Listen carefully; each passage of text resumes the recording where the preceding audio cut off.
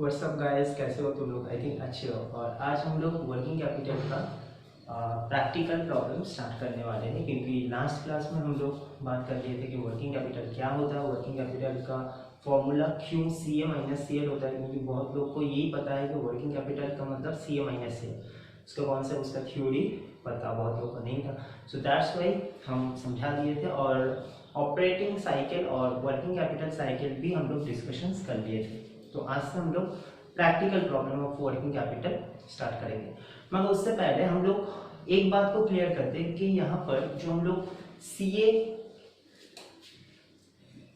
ए minus C L जो है यहाँ पर, वो हम लोग को सी ए का मतलब हम लोग जानते हैं कि stock, debtor, cash, bank, marketable security, pipette, accrued income, short term investment etcetera. ठीक। और करंट लायबिलिटी का मतलब हम लोग जानते हैं कि creditor, bank overdraft, bills payable, outstanding, provision for taxation, provisions for repairing, provisions for आपका जो डेप्रिसिएशन, ठीक है, corporate dividend tax, unclaim dividend, और भी बहुत सारा एक्रूड एक्सपेंस, और भी बहुत सारा। तो यहाँ पर टोटल जो करंट एसेट है, टोटल जो करंट लायबिलिटी है, वो यहाँ पर पूरा नहीं आएगा। क्यों सर?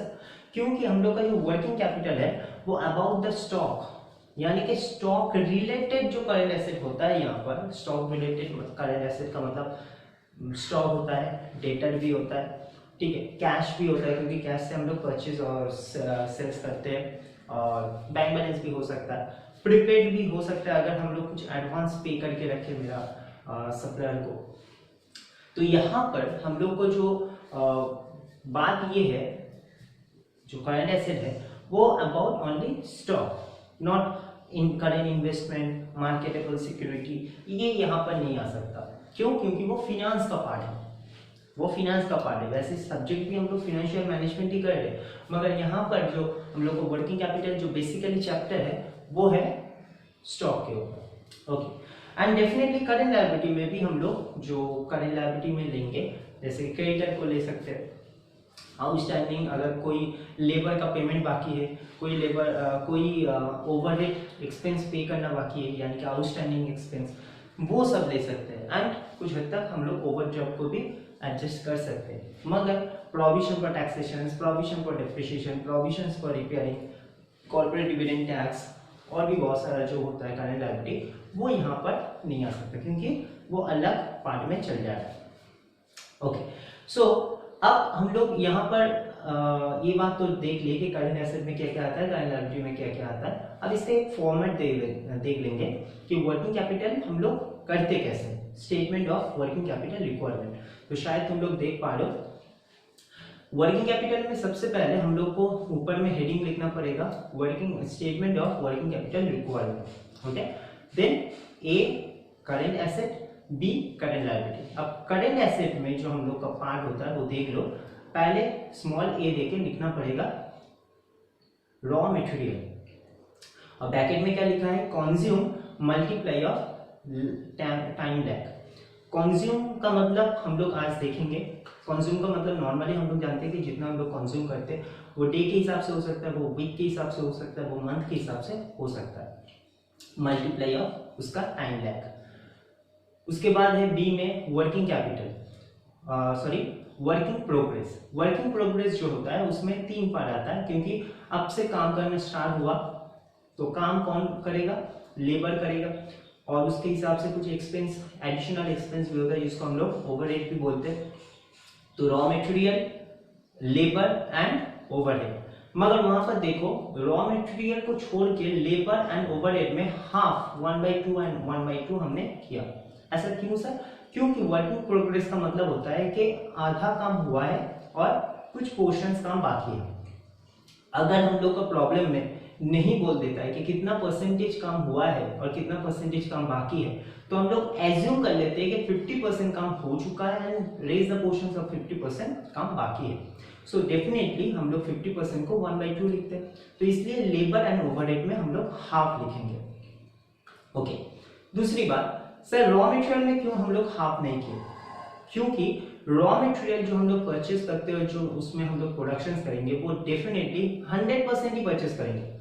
कोई भी मान लो कि कोई फर्नीचर हम लोग परचेस कर रहे हैं, तो फर्नीचर के लिए जितना वुडन लगेगा वो तो एक ही साथ हम लोग खरीदेंगे ना, जितना वुड लगेगा वो पूरा 100% हम खरीद लेंगे। मगर जो लेबर से हम काम कराएंगे, जो उसके ऊपर जो जो खर्चा होगा वो डे बाय डे के हिसाब से होगा। एक दिन में तो लेबर पूरा कंप्लीट नहीं कर देगा डेफिनेट। तो जैसे जैसे वो काम को आगे लेते जाएगा, यानी कि वर्किंग प्रोग्रेस करता रहेगा, वैसे वैसे उसको पेमेंट करते रहेंगे, ठीक। मगर पर डे के हिसाब से जितना जितना वो काम कर रहे हैं उतना उतना पे हम लोग रॉ मटेरियल क्या वुडन परचेस करेंगे? नहीं, हम लोग एक ही दिन में जो रॉ मटेरियल है वो हम लोग 100% परचेस कर लेंगे। तो लेबर और ओवरहेड में डिपेंड ऑन योर वर्क, तो उसके हिसाब से हम लोग पेमेंट करते हैं। मगर रॉ मटेरियल में 100% हम लोग परचेस कर लेते हैं, इसलिए रॉ मटेरियल 100% आएगा। लेबर और ओवरहेड में 50-50 एज्यूम हम लोग कर रहे हैं कि 50-50 काम बाकी है, दैट्स व्हाई 50। कोई प्रॉब्लम में ऐसा भी हो सकता है कि 60-40 बोल दिया, तो 60-40 होगा, ठीक है। जितना काम बाकी है और जितना काम हो चुका है उसके हिसाब से रेशियो दे सकता है। Okay, now finish goods. Finish goods का मतलब काम हो चुका है, तो फिनिश गुड्स में भी तो लेबर का हाथ होता है और ओवरहेड भी होता है। तो यहाँ पर भी देखो raw material, overhead and labour है, मगर यहाँ पर कोई अलग से 50% 60% नहीं आएगा। क्यों? क्योंकि हम लोग फिनिश स्टॉक में बिलोंग कर रहे हैं, और फिनिश स्टॉक का मतलब ही होता है 100% काम हो चुका है। उसके बाद हम लोग सेल करते हैं किसको? डेटर को। तो डेटर हमेशा एट सेल्स में लेना चाहिए, क्योंकि विद प्रॉफिट हम लोग कस्टमर को बेचते हैं, ठीक। तो यहाँ पर जो 3 आइटम था, raw material, labour and overhead, उसके साथ साथ प्रॉफिट भी अटैच हो जाएगा। लेबर, रॉ मटेरियल और ओवरहेड को ऐड करने से हम लोग को मिलता है टीसी, यानी कि total cost. Now total cost plus profit equals to sales. तो हम लोग डेटा को हमेशा एट सेल्स में बेचेंगे, कस्टमर को एट सेल में बेचेंगे। उसके बाद आता है कैश इन हैंड, अगर देता है तो, नहीं देता है तो नो प्रॉब्लम, अब सबको ऐड कर दो। और देख लो एक बार कि ये जितना भी आइटम आया वो सब item about stock, about goods, तो इसको ऐड करने से हम लोग को आ जाएगा total current asset. Okay, and current liability में अब बी बोल के आएगा, उसमें 3 एलिमेंट्स आ सकता है। एक पेमेंट टू क्रेडिटर, एक 2 नंबर हो गया पेमेंट टू लेबर, एंड तीसरा हो गया पेमेंट टू एक्सपेंस या ओवरहेड। ये तीनों ही आता है और ये तीनों को ऐड करके बाहर जाएगा। फिर हम लोग जानते हैं कि वर्किंग कैपिटल का फॉर्मूला CA माइनस CL, यानी कि total A minus total B equals to net working capital. तो यही पार्ट है, इतना ही हम लोग को करना पड़ेगा और इतना ही इजी है, ठीक है। तो हम लोग डायरेक्ट अब साम से स्टार्ट कर रहे हैं। Shall we start? So working capital का हम लोग देखें फॉर्मेट ऐसे होता है, 2 कॉलम का, और ऊपर में लिखना पड़ता है computations of working capital requirement, ठीक है। सम्स को एक बार पढ़ ले। The capacity of your organizations is to be produce the 40,000 units on wells per annum, यानी कि हम लोग जो यूनिट बनाते हैं वो पूरा साल भर कितना? 40,000। Due to productions power cuts and the organizations can operate 60%, मतलब पावर कट्स हो सकता है, उसके हिसाब से वो लोग सोचता है कि 60% कैपेसिटी वो किया है, हेलो पावर कट्स हुआ था, दैट्स व्हाई 60% कैपेसिटी में वो लोग रन कर रहा है। You are required to ascertain the working capital requirement at the current level, यानी कि जो लेवल में वो लोग यूनिट प्रोडक्शंस किया है of the operations. From the following informations, the cost per structure of the valves of current level of the productions is available. क्या क्या दिया है देख लो। रॉ मटेरियल कितना रुपये लगता है? 6 रुपये, यानी कि पर यूनिट में उसका 6 रुपये करके खर्चा होता है। लेबर में 3 रुपये, ओवरहेड में 4 रुपये, और देख सकते हो कि टोटल कॉस्ट दे दिया 13 एंड उसके साथ प्रॉफिट को ऐड किया तो सेल्स आ गया 16, प्रॉफिट रेट इज 3। तो ये हो गया कॉस्ट पर यूनिट। इससे इतना तक अगर हम लोग देखते हैं तो इससे हम लोग को कुछ समझ में आ रहा है, यानी कि इससे हम लोग को कॉस्ट शीट बनाने के लिए बोल रहा है। कॉस्ट शीट, ये जो भी एलिमेंट्स है वो देख लो, सब कुछ कॉस्ट शीट के ऊपर है। तो वर्किंग कैपिटल में ईच एंड एवरी सम्स में तुमको एक कॉस्ट शीट तुम लोग को बनाना पड़ेगा वर्किंग में, एंड उस कॉस्ट शीट के हिसाब से हम लोग वर्किंग कैपिटल को कंप्लीट करेंगे। तो चलो पहले हम लोग कॉस्ट शीट बना लें। कौशिक हमेशा याद रखना कि ये एक पेज का रहेगा, फुल पेज का, दूसरा पेज में हम लोग कौशिक बनाएंगे वर्किंग में। तो हम यहाँ पर ही दिखा दे रहे हैं, मगर तुम लोग साम्स का पीछे करना। सो ये वर्किंग का पार्ट है, वर्किंग नोट्स। सबसे पहले लिखना पड़ेगा annual productions equals to 40,000 units into 60%, क्योंकि 60% में वो लोग रन कर रहा था, तो कितना 24,000 यूनिट्स। ओके, अब यहाँ पर ये करने के बाद तुम लोग को और एक चीज देखना पड़ेगा कि हम लोग को जो वर्किंग कैपिटल है उसका जो टाइम लैग दिया है, जो हम लोग ऊपर में देखे थे रॉ मटेरियल के साइड में क्या लिखे थे, consume multiply of time lag. तो ये टाइम लैग तुम लोग को निकालना देखना पड़ेगा। नीचे में देख लो एक बार, raw material are in stock on the average 2 month, मतलब रॉ मटेरियल जो हम लोग परचेस करते हैं वो 2 महीना तक हम लोग रखते हैं। ऑब्वियस है कि जब भी खरीदते हैं तब फटाफट तो हम लोग प्रोडक्शन नहीं करते, उसको थोड़ा सा स्टोरेज रखना पड़ता है, तो 2 महीना रखते हैं। The duration of the production process is half month, यानी कि वो जो काम होता है वो हाफ मंथ के अंदर हो जाता है। Finish goods in stock, finish goods में पहुंचने के लिए हम लोग को लगता है एवरेज 1 मंथ, यानी कि 1 महीना लग जाता है कंप्लीट, टोटल 100% कंप्लीट करने के लिए। क्रेडिट अलाउड टू कस्टमर, यानी कि कस्टमर को हम लोग क्रेडिट टर्म देते हैं, क्रेडिट पीरियड देते हैं 3 मंथ का। And obtain from the supplier of the raw material is 1.5 month, यानी कि हम लोग जो क्रेडिटर से लेते हैं उसका टाइम लैग क्या है, हमको पेमेंट करना पड़ेगा with in 1.5 month. Lag of payment wages half month, there is usually no lag in the payment of overhead, यानी कि ओवरहेड का कोई पेमेंट ड्यू नहीं रहता, वो हम लोग पेमेंट कर देते हैं, मगर लेबर का हाफ मंथ करके हम लोग ड्यू रखते हैं और बाकी हाफ मंथ में पेमेंट करते हैं। तो पूरा जो हम लोग एडजस्टमेंट को पढ़े उसमें हम लोग का टाइम लैग किसके ऊपर दिया है, टाइम लैग दिया है हम लोग को मंथ के ऊपर। सो इस 24,000 को हमको मंथ में कन्वर्ट करना पड़ेगा। सर अगर वीक्स देता तो वीक्स से डिवाइडेड कर देते, यानी कि पूरा साल में वीक्स कितना होता है 52, तो 24,000 को 52 से डिवाइडेड करना पड़ता। अभी हमको मंथ में कन्वर्ट करना है, तो पूरा 24,000 एनुअल यूनिट को हमको मंथ में यानी कि डिवाइडेड 12 करना पड़ेगा। तो यहाँ पर लिखना पड़ेगा therefore monthly productions equals to 24,000 divided 2, यानी कि 2,000 यूनिट्स, ये निकालना पड़ेगा। ठीक, उसके बाद हम लोग एक छोटा सा क्वेश्चन बनाएंगे, क्वेश्चन।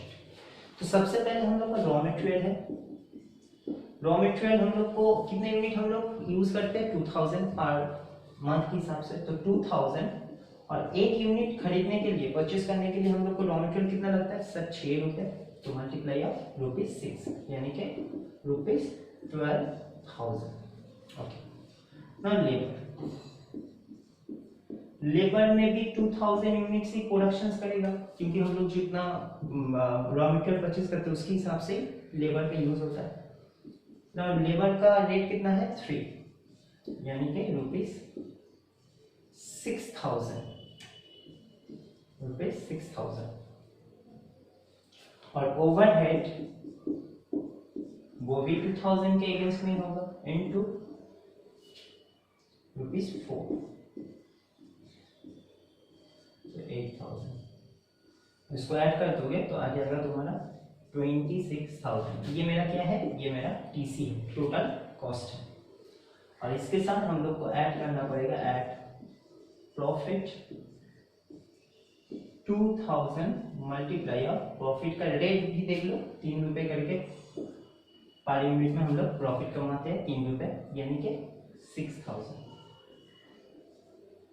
तो ये आ गया मेरा 32,000, ये मेरा हो गया सेल्स, यानी कि हम लोग सेल्स करते हैं कितना पर मंथ में 32,000 करके, ठीक है, जिसमें हम लोग का 3 रुपए प्रॉफिट रहता है। तो ये स्टेटमेंट और ये कैलकुलेशंस तुम लोग का ईच एंड एवरी सम्स में बनाना पड़ेगा, ये दिमाग में रख दो। मगर एक बात बोलना है जैसे कि इस में मंथ था इसलिए 12 से डिवाइडेड करते हैं, कोई सम्स में वीक्स होगा तो डिवाइडेड 52 यूनिट्स डिवाइडेड 52। मगर कुछ सवाल ऐसा भी होगा कि मंथ भी रहेगा और वीक्स भी रहेगा, तो सर तब क्या करेंगे? तब ऐसे करेंगे जब हम लोग को कोई, जैसे कि मान लो कि 24,000 था और इस सम्स में मान लो कि वीक्स में भी है और कुछ मंथ में भी है, तो अगर हम लोग 24,000 को मंथ से डिवाइडेड करते हैं, यानी कि मंथ में कन्वर्ट करते हैं डिवाइडेड 12 करके, तो 2000 आता है, सही। और अगर ये 24,000 को अगर हम लोग वीक्स में डिवाइडेड करते, वीक्स में कन्वर्ट करते हैं, तो 52 से डिवाइडेड करते हैं, यानी कि एक बार 52 से डिवाइडेड करके देख लो, 24,000 डिवाइडेड 52 अप्रॉक्स आएगा 461 अप्रॉक्स यूनिट्स आएगा। तो जहां पर भी हम लोग का अप्रॉक्स आ रहा है, ये बात को समझना है, अगर हम लोग को अप्रॉक्स आ रहा है, सम्स में दोनों ही दिया है, मंथ भी और वीक्स भी, और उस टाइम पे हम लोग समझ नहीं पा रहे कि किस में निकालेंगे, तो एक बार 52 से डिवाइडेड करके देखो, एक बार 12 से डिवाइडेड करके देखो, जिसमें अप्रॉक्स आएगा उसको छोड़ के जो दूसरा वे है, जो दूसरा वे मतलब मान लो कि यूनिट से वीक से डिवाइडेड करके अप्रॉक्स आया, मगर मंथ से डिवाइडेड करके देख लिया कि अच्छा फिगर आ रहा है, मतलब कंप्लीट फिगर आ रहा है, तो मंथ में सम्स को करो। अगर देख लो कि मंथ से डिवाइडेड करके खराब फिगर आ रहा है, यानी कि अप्रॉक्स आ रहा है, और वीक से 52 से डिवाइडेड करके हम लोग का अच्छा फिगर आ रहा है, तो वीक्स में कन्वर्ट कर लो सम्स को, यानी कि जिसमें भी तुमको कन्वर्ट करना है वो होना चाहिए यूनिट्स मेरा टोटल, अप्रॉक्सली नहीं होना चाहिए, ठीक है। और अगर एक ही वे में दिया है, यानी कि मंथ से ही दिया है कि वीक्स में ही दिया है खाली, ठीक है, और वीक्स में ही डिवाइड करके देख रहे कि ये अप्रॉक्स आ रहा है, तो सवाल को तुमको अप्रॉक्सली बनाना पड़ेगा, ठीक है। आई थिंक क्लियर हो गया। सो इसको पहले इरेज कर ले, उसके बाद हम लोग सम्स को आगे लेके जाएंगे। चलो, तो सबसे पहले हम लोग को यहां पर लिखना पड़ेगा ए करेंट एसेट्स, ठीक है, ये पहले लिखना पड़ेगा। और ये लिखने के बाद हम लोग को अब लैग के हिसाब से चलना पड़ेगा। तो सबसे पहले जो लैग था, स्मॉल ए देखे, रॉ मटेरियल, तो रॉ मटेरियल में हम लोग का मंथली खर्चा कितना हो रहा था? मंथली खर्चा हो रहा था 2000 इंटू 6, तुम लोग वर्किंग में भी देख सकते हो, यानी कि 12,000। अभी ये 12,000 एक महीना का खर्चा है, एक महीना का खर्चा, और हम लोग रॉ मटेरियल को कितना दिन तक स्टोरेज रखते हैं, फिर से हम दिखा दे रहे, raw material are in stock averagely 2 month, यानी कि एक महीना का 12,000, तो 2 महीना तक हमको रखना पड़ता है वो रॉ मटेरियल को। तो डेफिनेटली कंज्यूम, यानी कि 12,000 मल्टीप्लाई ऑफ टाइम लैग, तो टाइम लैग कितना है 2 मंथ, ये था वो फॉर्मूला, यानी कि consume multiply of time lag. तो यहाँ पर बाहर कर दो कितना, 24,000। नाउ बी में वर्किंग प्रोग्रेस होता है। सर वर्किंग प्रोग्रेस तो कुछ कहीं पे डायरेक्टली नहीं बोला था, नहीं, वर्किंग प्रोग्रेस मोस्टली नहीं बोल देता है डायरेक्ट, तो कैसे समझेंगे हम लोग? समझेंगे प्रोसेसिंग टाइम से, यानी कि देखो यहाँ पर था the duration of production process of Hopman. Process का मतलब होता है जो आहिस्ता आहिस्ता हम लोग प्रोग्रेस कर रहे हैं, यानी कि प्रोसेसिंग चल रहा है। तो प्रोसेस कहाँ से चलता है? वर्किंग प्रोग्रेस से। तो ये जो हाफ मंथ दे रहा है, इसमें हम लोग का 3 एलिमेंट्स आता है वर्किंग प्रोग्रेस में, raw material, labour and overhead. तो ये तीनों में ही हाफ मंथ ही होगा, ठीक, ओके। नाउ पहले रॉ मटेरियल, तो रॉ मटेरियल था 12,000, देख सकते हो तुम लोग वर्किंग में, मल्टीप्लाई ऑफ हाफ मंथ का लैग था, यानी कि कुछ करीबन 15 दिन लगता है प्रोसेस करने में। तो यहाँ पर ये 6,000 हो गया। लेबर का कितना था? लेबर था 6,000 मल्टीप्लाई ऑफ हाफ जो लैग था, मगर फिर लेबर में अलग से हाफ देना पड़ेगा। सर ये हाफ इसलिए क्योंकि हम लोग एज्यूम करते हैं ना 50% काम हुआ है, ये जो लैग है ये हम लोग को दे दिया था, इसलिए हम लोग हाफ लिए, मगर ये वाला हाफ हम लोग अलग से चार्ज करते हैं, अगर यहाँ पर 2 3 4 5 जो भी महीना होता वो हो सकता है, मगर ये हाफ अलग से तुमको चार्ज करना पड़ेगा। एज्यूम कि 50% कम हुआ तो कितना हो रहा है 3000 का हाफ 1500। ओवरहेड में भी ऐसे ही बात होगा। ओवरहेड में कितना था 2000 इंटू 4 यानी 8000, सो 8000 इंटू हाफ, फिर अलग से यहाँ पर अलग से हाफ, ठीक है, दो बार होगा। ये हाफ नॉर्मल जो लैब का है और ये हाफ जो अलग से चार्ज करते हैं, तो कितना हो गया 2000। तो ये 6000 8000 9500 ये हो गया वर्किंग प्रोग्रेस का टोटल। ना सी में क्या होता है फिनिश स्टॉक, क्या फिनिश गुड्स। अब फिनिश गुड्स में हम लोग का लैब देखो लो कितना है 1 मंथ। सो यहाँ पर भी वही 3 केस, रॉ मटेरियल, लेबर और ओवरहेड। तो रॉ मटेरियल में कितना था सर 12000, लेबर में कितना था सर 6000 और ओवरहेड में कितना था 8000। 1 मंथ इसका, 1 मंथ इसका और 1 मंथ इसका। जो लैब फिनिश गुड्स का बोल रहा है मतलब फिनिश गुड्स में जो जो इंग्रेडिएंट्स आएगा वो सबका लैब सेम ही होगा, लैब में कभी भी कोई चेंजेस नहीं आएगा। तो ये कितना आ गया 12000, 6000 और 8000 यानी कि 26000। और इसमें कोई अलग से परसेंटेज नहीं होता क्योंकि फिनिश स्टॉक में पहुंच गया तो फिनिश स्टॉक 100% होता है। क्रेडिट अलाउड टू कस्टमर यानी कि डेटर, कस्टमर मतलब डेटर, तो डी बोल के डेटर, और डेटर में एट सेल्स ये लिखना पड़ेगा।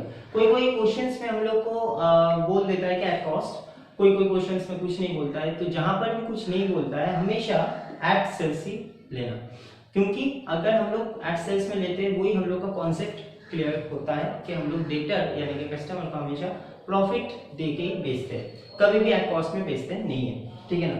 तो ये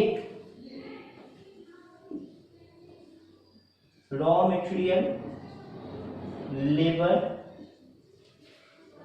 ओवरहेड और अलग से प्रॉफिट आ जाएगा, ठीक है ना, प्रॉफिट। तो रॉ मटेरियल कितना था 12000 सर, लेबर 6000, वही जो हम लोग कॉस्ट शीट बनाए थे वही चीज चल रहा है। ओवरहेड का 8000 था और प्रॉफिट का 6000 था, 3000 का 3 रुपए करके 2000 यूनिट्स।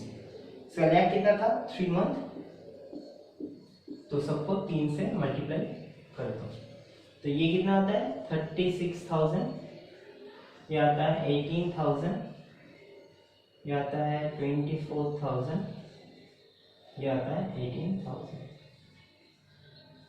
ओके, सो कितना आ गया 30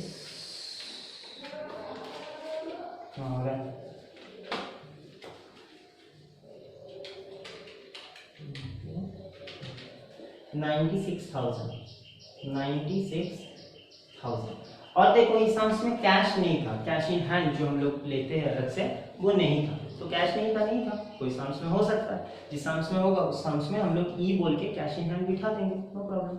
अब ये पूरा करंट एसेट मेरा कंप्लीट है और इस करंट एसेट को हम लोग टोटल ऐड कर देंगे, ठीक है ना। चलो, so 24,000 plus 9,500 plus 96 and 96, so total आ रहा है 1,55,500। इसको क्लोज कर दो, ये आ गया मेरा टोटल ए। अब हम लोग को क्या करना पड़ेगा बी निकालना पड़ेगा यानी कि करेंट लायबिलिटी निकालना पड़ेगा, फिर हम लोग माइनस कर देंगे तो आ जाएगा हम लोग का वर्किंग कैपिटल, ठीक। हम इसको इरेज करते हैं।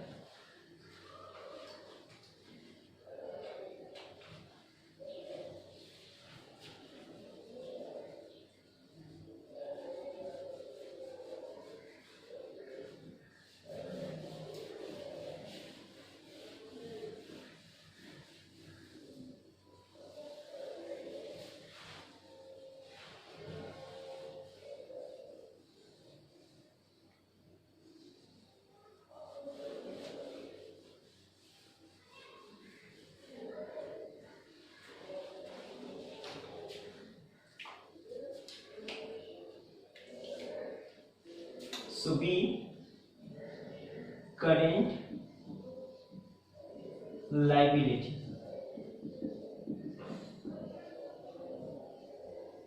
ठीक है, करेंट लायबिलिटी। और इसमें हम लोग को 3 एलिमेंट्स आ सकता है, और इस सम्स के रिगार्डिंग अगर हम लोग देखेंगे तो 2 एलिमेंट्स था। एक था ऑब्टेन फ्रॉम द सप्लायर इस रॉ मटेरियल 1.5 मंथ, यानी क्रेडिटर, सप्लायर मतलब क्रेडिटर होता है, और lagging payment of wages half month, ठीक है ना। मगर यहाँ पर क्लियरली बोल दिया था कि no lag payment of wages, overhead का कोई लैग था नहीं। तो करेंट लायबिलिटी में आ जाओ, यहाँ पर होगा क्या, पेमेंट टू क्रेडिटर। अब क्रेडिटर किसका लेंगे, हमेशा याद रखना कि क्रेडिटर मतलब होता है जो सप्लायर हमको क्या सप्लाई करता है, रॉ मटेरियल, यानी कि क्रेडिटर हमेशा रॉ मटेरियल के ऊपर डिपेंडेंट रहता है। तो रॉ मटेरियल कितना था सर, 12,000, वर्किंग में देख सकते हो, मल्टीप्लाई ऑफ सप्लायर रेट यानी कि टाइम लैग 1.5 मंथ यानी कि 1.5, तो 18,000 कुछ आ जाता है। And payment to labour, wages का मतलब होता है लेबर, तो लेबर का कितना था 6,000 और उसका लैग था हाफ मंथ यानी कि 3,000, तो टोटल हो गया कितना 21,000। इसको टोटल कर दो और यहाँ पर लिख लो टोटल डी। सो हम लोग का टोटल आया था 1,55,500, तो वहां से लेस कर दो, therefore net working capital A minus B. So 1,55,500, 1,55,500 minus 21,000, so 1,34,500 this comes to working capital. और ऐसे ही वर्किंग कैपिटल होता है। आई बात समझ में, तो बहुत इजी है, यानी कि वर्किंग कैपिटल चैप्टर सबसे ज्यादा इजी है, सबसे ज्यादा, कुछ खटनी का ज्यादा बात नहीं है। वर्किंग कर लो, एक छोटा सा कॉस्टशीट बना लो और उसके ऊपर प्रेडिक्ट करके हम लोग का वर्किंग कैपिटल निकल जाता है। मगर टाइम लैग को देखना पड़ेगा, जो टाइम लैग देता है उसके अकॉर्डिंग हम लोग को चलना पड़ेगा, ठीक है। आई होप कि समझ गए, और नेक्स्ट क्लास में हम लोग इसके ऊपर थोड़ा सा और 2-3 लंबा क्वेश्चंस करेंगे, फिर हम लोग दूसरा वर्किंग कैपिटल का भी दूसरा मोड है उसमें हम लोग चल जाएंगे, ठीक है। तब तक के लिए बाय।